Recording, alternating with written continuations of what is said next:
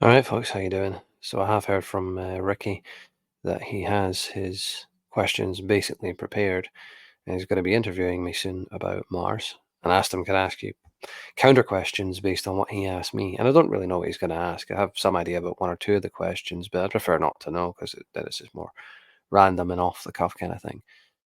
But one thing I have noticed about Mars is the names of like the probes, like Mariner and also like Viking and things like that. And that goes into the whole Phoenician connection, possibly with Brian Desborough and David Icke.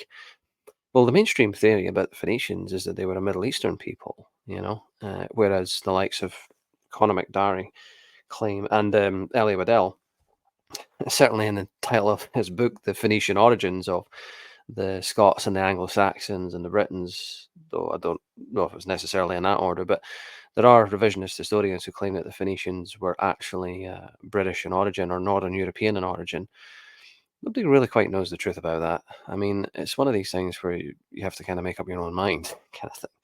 I think there was definitely a connection, a trading connection between the Middle East and the Mediterranean and Northern Europe, going back into ancient times, whether the Phoenicians were really the Irish and the Scots. Personally, I don't know. It's a theory that wouldn't surprise me because the Phoenicians were known for their maritime skills. And one thing I remember having read the Gallic Wars by Caesar was he even remarks about the naval capabilities of one of the northern Gallic tribes, the Veneti, I think they were called.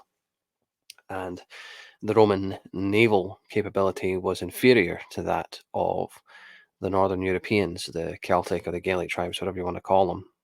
Same thing essentially. It just depends on which name you prefer. And historians tend to fall into the trap of using Roman designations, like Picts, for example. The Picts never called themselves Picts; they were called the Iberi.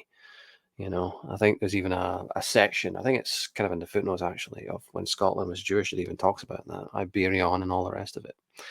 You know, um, so I just looking at the names on Mars. I'm thinking the clue's always in the small details. And the names like the Mariner Valley, right, named after the Mariner probe. Okay, you go along with that. Okay, why is it called the Mariner? The and you're reading Desborough, they cast no shadows, and like talking about the Phoenicians were essentially the Martians in exile, and they were very good at the maritime technology, particularly. In fact, the Phoenicians essentially had the first global trading empire, if not military empire. I think it was a commercial enterprise more than it was anything else. Uh, you know, Setting up ports and colonies all over the planet. And you've got other writers like Rita Jean Morin talking about that kind of thing. And it's all about connecting the dots. And this will take a long time, by the way. This will take me a very long time, months, potentially years. Well, it's definitely not going to be months. It's definitely going to be years, possibly even decades to fully put all this together. So never think that I have all the answers. I don't have the answers. I just have the questions and maybe half an answer at best. The one thing I would always hate to be called as an expert, you will never put me off quicker than if you put me on the spot by calling me an expert, because the fact of the matter is, I don't know. I can only present what I've learned and leave it up to you to figure it out for yourself. Because in the end, you know, we can only put it together as best we can, presented with the information and the evidence, that's in front of us. Were the Phoenicians Northern European? I have no doubt that they traded with the Northern Europeans. Whether they were the Northern Europeans, like McDaddy's claiming, or like Colonel Waddell, you know, well, possibly. I think there was certainly a lot of influence there. There was a lot of trading. And the part that really draws my attention is the connection between the ancient Hebrews and the Celts, to the point that I'm thinking they were interrelated with each other. They were connected to each other. The Jewish Phoenician question is something which really does fascinate me because, as I've said multiple times, I'm never ever shirked away from this. In fact, I put the spotlight on it, if anything.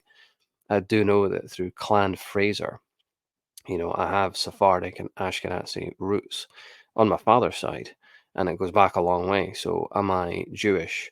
The short answer to that is no, I'm not. But, you know, it's more complicated than that. That kind of, I do have that lineage to an extent. historically more than anything else, really. But it doesn't show up in the DNA test out of ancestry. But I do acknowledge it is there. I mean, I did a whole series on when Scotland was Jewish, talking about the Sephardic roots of the Scots, and that ties into the whole Phoenician connection. And where did the Phoenicians, where did they originate from according to mainstream history? The Mediterranean and the Middle East, you know. So there's definitely the connection between Northern Europe and the Mediterranean, pretty much no matter what, you know. But really digging into the origins of that is going to take a long time, and it's not an easy question to answer. But what's really interesting is when you're looking at the names of the probes going around Mars, like Viking and Mariner and all this, and the Scar, the Valley Marineris, the Valley of the Mariner, did the Phoenicians come from Mars? It's only a theory. Nobody really knows. There is also the theory that humanity in general came from Mars, not just one particular part of humanity. I mean, that's even coming out now in the mainstream. So is it only the Caucasians, who came from Mars, or did all of us come from Mars? And there's definitely a cataclysm in the past that affected both planets.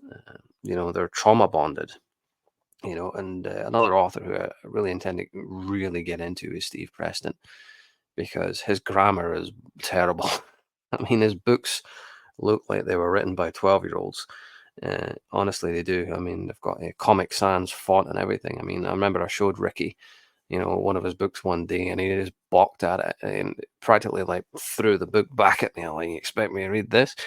But you have to look beyond, human flaws. I've never read a book yet that didn't have problems with it. I mean, even Hancock's The Mars Mystery is kind of all over the place. He hits on one point and then he goes to another point and then comes back to that point, and that becomes kind of frustrating when you're putting together the presentation, because you've just made a point and then you're moving on to the next point and then you're moving back to the original point and all this kind of thing. No author is perfect, and even when Scotland was Jewish, had like spelling mistakes and errors, like the Yule Cemetery being on the Shetlands when they're really on the Orkneys or something like that.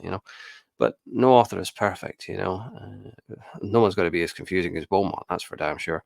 But you do have to look past these niggling little flaws, because none of these authors, first of all, are perfect with their grammar or their spelling or anything like that. So you can't get caught up in small things like that.